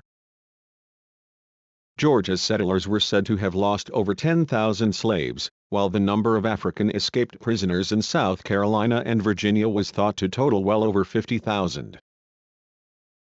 Many, in the disruption of war, passed themselves off as freemen and relocated in other territories, fled to British Florida and Canada, or took refuge in maroon communities or with the Indian nations. It has been estimated that 100,000 African prisoners, some 20% of the slave population, freed themselves during the war. The thousands of rebellious Africans sustained the British war machinery. After all, if the price of refuge from the slave master was helping the British throw down the settlers, it was not such a distasteful task. Lord Dunmore had an Ethiopian regiment of ex-slaves, who went into battle with the motto "Liberty to Slaves" sewn on their jackets, who helped the British capture and burn Norfolk, Virginia on New Year's Day, 1776. That must have been sweet, indeed. Everywhere, Africans appeared with the British units as soldiers, porters, road builders, guides, and intelligence agents.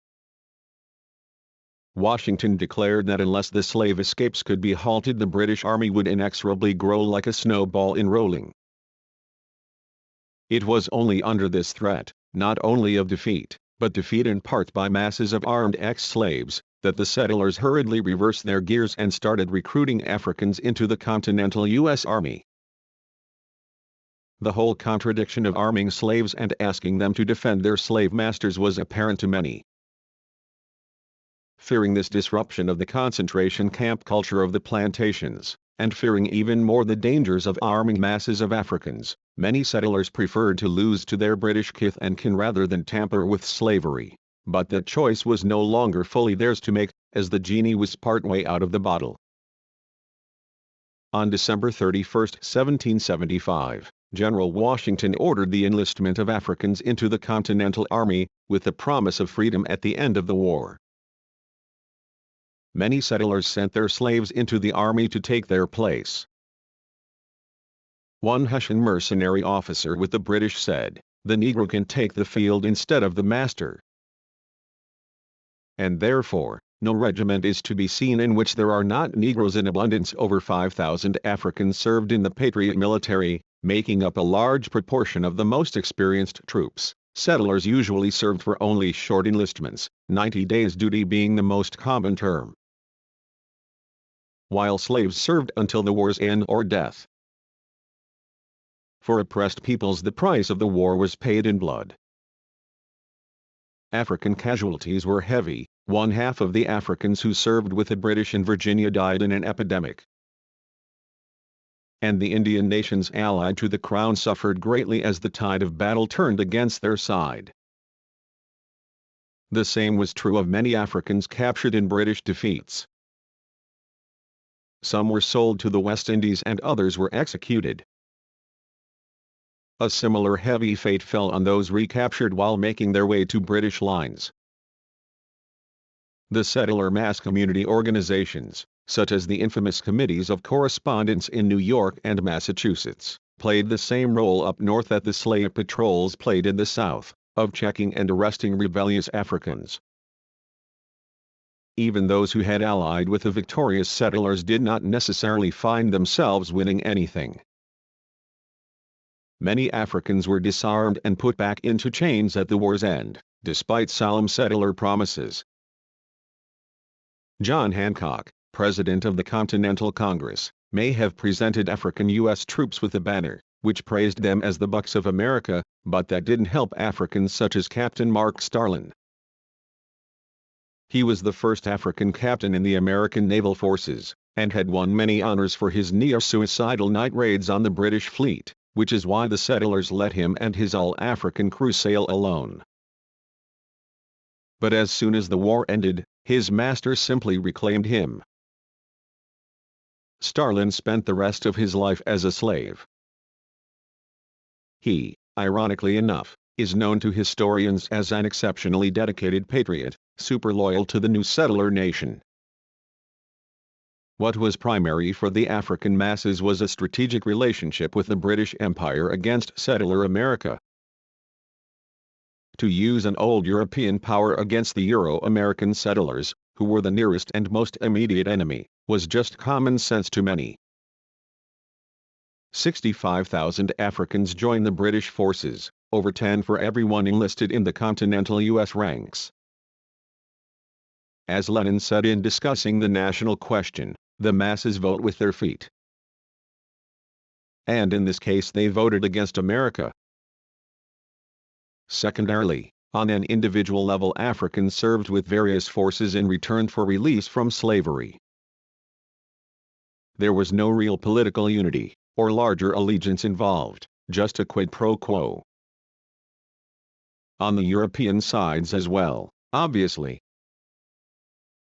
If the British and Patriot sides could have pursued their conflict without freeing any slaves or disrupting the slave system, they each gladly would have done so. Just as the slave enlistments in Bacon's rebellion demonstrated only the temporary and tactical nature of alliances between oppressed and oppressor forces, so the alignment of forces in the settler War of Independence only proved that the national patriotic struggle of Euro-Americans was opposite to the basic interests and political desires of the oppressed. Even in the ruins of British defeat, the soundness of this viewpoint was borne out in practice. While the jubilant patriots watched the defeated British Army evacuate New York City in 1783, some 4,000 Africans swarmed aboard the departing ships to escape America. Another 4,000 Africans escaped with the British from Savannah, 6,000 from Charleston, and 5,000 escaped aboard British ships prior to the surrender.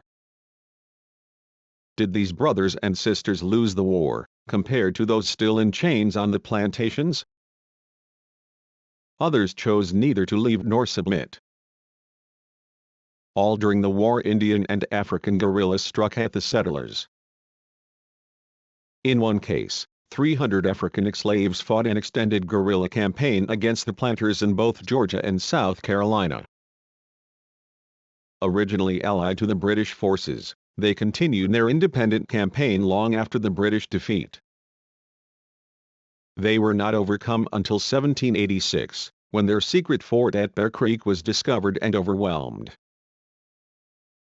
This was but one front in the true democratic struggle against America. In short, what we did in that short time and poor condition we were in was to destroy the king of the Susquehannocks and the king of Occonaghie, that is Occaneechi, and the Manikin king with the 100 men, besides what was unknown to us. The king's daughter we took prisoner with some others and could have brought more, but in the heat of the fight we regarded not the advantage of the prisoners nor any plunder, but burnt and destroyed all. And what we reckon most material is that we have left all nations of Indians, where we have been engaged in a civil war amongst themselves, so that with great ease we hope to manage this advantage to their utter ruin and destruction. From Nathaniel Bacon's report on the 1676 expedition against the Indians. 3. The contradictions of nation and class. 1. Crisis within the slave system. The slave system had served America well, but as the settler nation matured, what once was a foundation stone increasingly became a drag on the growth of the new Euro-American empire. The slave system, once essential to the life of white society, now became worse than an anachronism.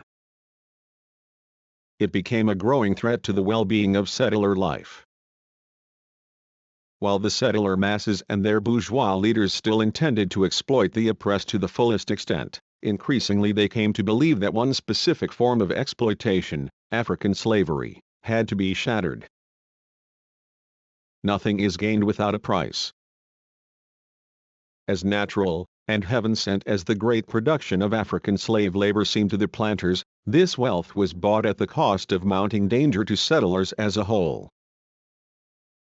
For the slave system imported and concentrated a vast enemy army of oppressed right in the sinews of white society.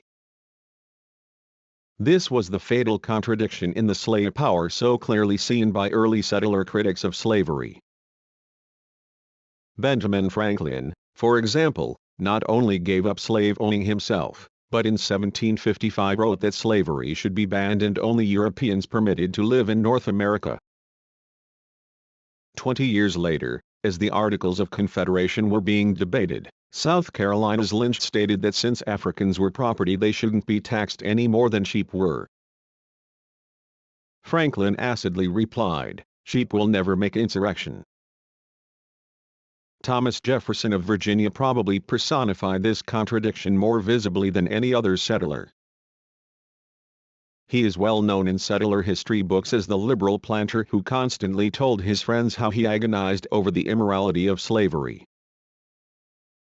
He is usually depicted as an exceptional human being of great compassion and much intellect. What was pushing and pressuring his capitalist mind was the contradiction between his greed for the easy life of the slave master, and his fear for the safety of his settler nation. He knew that successful revolution against settler rule was a possibility, and that in a land governed by ex-slaves the fate of the former slave masters would be hard. As he put it, a revolution of the wheel of fortune, an exchange of situation is among possible events. That is why, as U.S. President in 1791, he viewed the Great Haitian Revolution led by Toussaint Louverture as a monstrous danger. His administration quickly appropriated relief funds to subsidize the French planters fleeing that island. Jefferson's agile mind came up with a theoretical solution to their Negro problem: gradual genocide. He estimated that returning all slaves to Africa would cost America $900 million in lost capital and transportation expenses, a sum 45 times the annual export earnings of the settler economy at the time. This was an impossible cost, one that would have bankrupted not only the planters but the entire settler society as well. President Jefferson's solution to this dilemma was to take all African children away from their parents for compact shipment to the West Indies and Africa, while keeping the adults enslaved to support the American economy for the rest of their lives. Although Jefferson never admitted it, most of these children would probably never survive. This would theoretically generate the necessary profits to prop up the capitalist economy, while still moving towards an all-white America. Jefferson mused, the old stock would die off in the ordinary course of nature until its final disappearance. The president thought this Hitlerian fantasy both practicable and blessed. It is easy to understand why this fantastic plan never became reality. The oppressor will never willingly remove his claws from the oppressed so long as there are still more profits to be wrung from them. Jefferson himself actively bought more and more slaves to maintain his pseudo-Grecian lifestyle. As president, he signed the 1808 bill allegedly banning the importation of new slaves, in part, we suspect, because this only raised the price he could obtain from his slave breeding business. Jefferson gloated over the increase in his wealth from the birth of new slaves. I consider the labor of a breeding woman as no object, and that a child raised every 2 years is of more profit than the crop of the best laboring man. It sums matters up to note that President Jefferson, who believed that the planters should restrict and then wipe out entirely the African colony, ended his days owning more slaves than he started with. The northern states had slowly begun abolishing slavery as early as Vermont in 1777, in the hopes that the numbers of Africans could be kept down. It was also widely believed by settlers that in small numbers the childlike slaves could be kept docile and easily ruled. The explosive growth of the number of Africans held prisoner within the slave system, and the resultant eruptions of African struggles in all spheres of life, blew this settler illusion away. The Haitian Revolution of 1791 marked a decisive point in the politics of both settler and slave. The news from Santo Domingo that African prisoners had risen and successfully set up a new nation electrified the entire Western Hemisphere. When it became undeniably true that African people's armies, under the leadership of a 50-year-old former field hand, had in protracted war outmaneuvered and outfought the professional armies of the old European powers, the relevancy of the lesson to America was intense. The effect of Haiti's great victory was felt immediately. Haitian slaves forcibly evacuated from that island with their French masters helped spread the word that revolution and independence were possible. The new Haitian Republic proudly offered citizenship to any Indians and Africans who wanted it, and thousands of free Africans emigrated. This great breakthrough stimulated rebellion and the vision of national liberation among the oppressed, while hardening the resolve of settler society to defend their hegemony with the most violent and naked terror. The Virginia insurrection led by Gabriel some 9 years later, in which thousands of Africans were involved, as well as that of Nat Turner in 1831, caused discussions within the Virginia legislature on ending slavery. The 1831 uprising, in which 60 settlers died, so terrified them that public rallies were held in Western Virginia to demand an all-white Virginia. Virginia's Governor Floyd publicly endorsed the total removal of all Africans out of the state. If such proposals could be entertained in the heartland of the slave system, we can imagine how popular that must have been among settlers in the northern states. The problem facing the settlers was not limited to potential uprisings on the plantations. Everywhere African prisoners were pressing beyond the colonial boundaries set for them. The situation became more acute as the developing capitalist economy created trends of urbanization and industrialization. In the early 1800s, the African population of many cities was rising faster than that of Euro-Americans.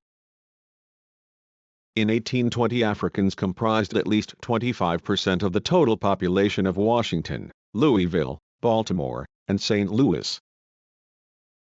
At least 50% of the total population in New Orleans, Richmond, Mobile, and Savannah. the percentage of whites owning slaves was higher in the cities than it was in the countryside. In cities such as Louisville, Charleston, and Richmond, some 65–75% of all Euro-American families owned African slaves.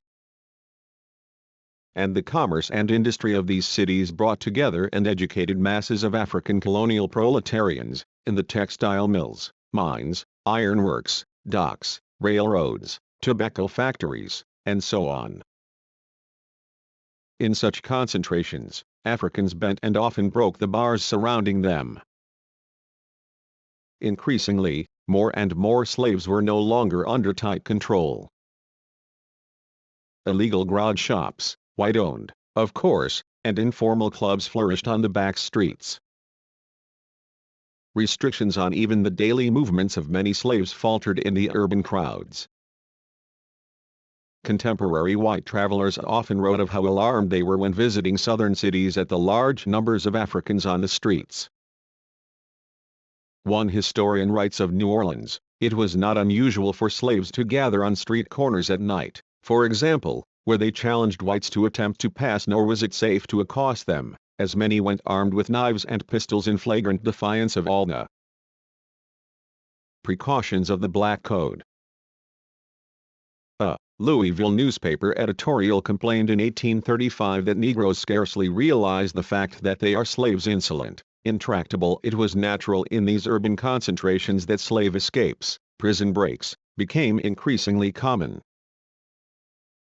The African communities in the cities were also human forests, partially opaque to the eye of the settler, in which escapees from the plantations quietly sought refuge. During one 16-month period in the 1850s, the New Orleans settler police arrested 982 runaway slaves, a number equal to approximately 7% of the city's slave population.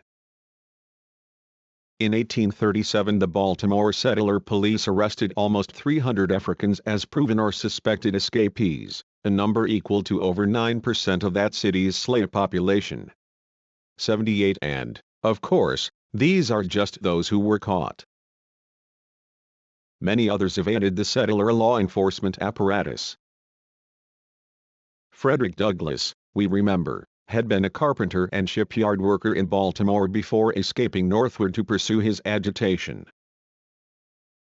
At least 100,000 slaves did escape to the North and Canada during these years. Nor should it be forgotten that some of the largest armed insurrections and conspiracies of the period involved the urban proletariat. The Gabriel Uprising of 1800 was based on the Richmond proletariat. Gabriel himself was a blacksmith, and most of his lieutenants were other skilled workers. So many Africans were involved in that planned uprising that one Southern newspaper declared that prosecutions had to be halted lest it bankrupt the Richmond capitalists by causing the annihilation of the blacks in this part of the country. The Charleston Conspiracy of 1822, led by Denmark Vesey, a free carpenter, was an organization of urban proletarians, stevedores, millers, lumberyard workers, blacksmiths, etc. Similarly, the Great Conspiracy of 1856 was organized among coal mine, mill, and factory workers across Kentucky and Tennessee. In its failure, some 65 Africans were killed at Senator Bell's Iron Works alone. It was particularly alarming to the settlers that those Africans who had been given the advantages of urban living, and who had skilled positions, just used their relative mobility to strike at the colonial system all the more effectively. From among the ranks of free Africans outside the South came courageous organizers, who moved through the South like guerrillas leading their brethren to freedom. And not just a few exceptional leaders, such as Harriet Tubman. In 1860 we know that 500 underground organizers went into the South from Canada alone.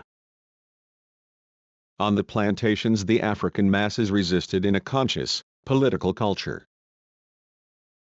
A letter from a Charleston, South Carolina plantation owner in 1844 tells how all the slaves in the area secretly celebrated every August 1st, the anniversary of the end of slavery in the British West Indies. Abolishing slavery was the commonly proposed answer to this increasing instability in the colonial system. The settler bourgeoisie, however, which had immense capital tied up in slaves, could hardly be expected to take such a step willingly. One immediate response in the 1830s was to break up the African communities in the cities. In the wake of the Vesey conspiracy, for instance, the Charleston City Council urged that the number of male Africans in the city be greatly diminished. And they were. Throughout the South, much of the African population was gradually shipped back to the plantations, declining year after year until the Civil War. In New Orleans, the drop was from 50% to 15% of the city population. In St. Louis, from 25% to only 2% of the city population. The needs of the new industrial economy were far less important to the bourgeoisie than breaking up the dangerous concentrations of oppressed, and regaining a safe, Euro-American physical domination over the key urban centers.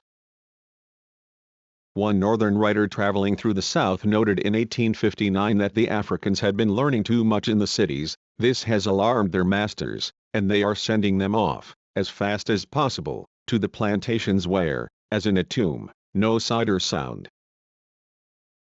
of knowledge can reach them. In addition to the physical restrictions, the mass terror, etc., that we all know were imposed, it is important to see that settler America reacted to the growing consciousness of Africans by attempting to isolate and physically break up the oppressed communities. It is a measure of how strongly the threat of revolution was rising in the African nation that the settlers had to restructure their society in response. The relative backwardness of the Southern economy was an expression of the living contradictions of the slave system. 2. Slavery versus settlerism. Slavery had become an obstacle to both the continued growth of settler society and the interests of the Euro-American bourgeoisie. It was not that slavery was unprofitable itself. It was, worker for worker, much more profitable than white wage labor. African slaves in industry cost the capitalists less than one-third the wages of white workingmen. Even when slaves were rented from another capitalist, the savings in the factory or mine were still considerable. For example, in the 1830s, almost one-third of the workers at the U.S. Navy shipyard at Norfolk were Africans, rented at only two-thirds the cost of white wage labor. But the American capitalists needed to greatly expand their labor force. While the planters believed that importing new millions of African slaves would most profitably meet this need, it was clear that this would only add fuel to the fires of the already insurrectionary African colony. Profit had to be seen not in the squeezing of a few more dollars on a short-term, individual basis, but in terms of the needs of an entire empire and its future, and it was not just the demand for labor alone that outmoded the slave system. Capitalism needed giant armies of settlers, waves and waves of new European shock troops to help conquer and hold new territory, to develop it for the bourgeoisie, and garrison it against the oppressed. The Mississippi Valley, the plains, the northern territories of Mexico, the Pacific West, a whole continent of land and resources awaited, that could only be held by millions of loyal settlers. After Haiti, it was increasingly obvious that a thin, white line of a few soldiers, administrators, and planters could not safely hold down whole oppressed nations. Only the weight of masses of oppressors could provide the Euro-American bourgeoisie with the empire they desired. This was a fundamental element in the antagonistic, but symbiotic, relationship of the white masses to their rulers. The slave system had committed the fatal sin of restricting the white population, while massing great numbers of Africans. In the 1860 census we can see the disparity of the settler populations of North and South. Excluding the border states of Delaware and Maryland, the slave states had a median population density of a bare 18 whites per square mile. The most heavily populated slave state, Kentucky, had a population of only 31 whites per square mile. In sharp contrast, northern states such as Ohio, New Jersey, and Massachusetts had populations of 59, 81, and 158 whites per square mile respectively. This disparity was not only large, but was qualitatively significant for the future of the Euro-American Empire. It is no surprise that the planter bourgeoisie viewed society far differently than did the New York banker or Massachusetts mill owner. The thought of an America crowded with millions and millions of poverty-stricken European laborers, all sharing citizenship with their mansion-dwelling brothers, horrified the planter elite.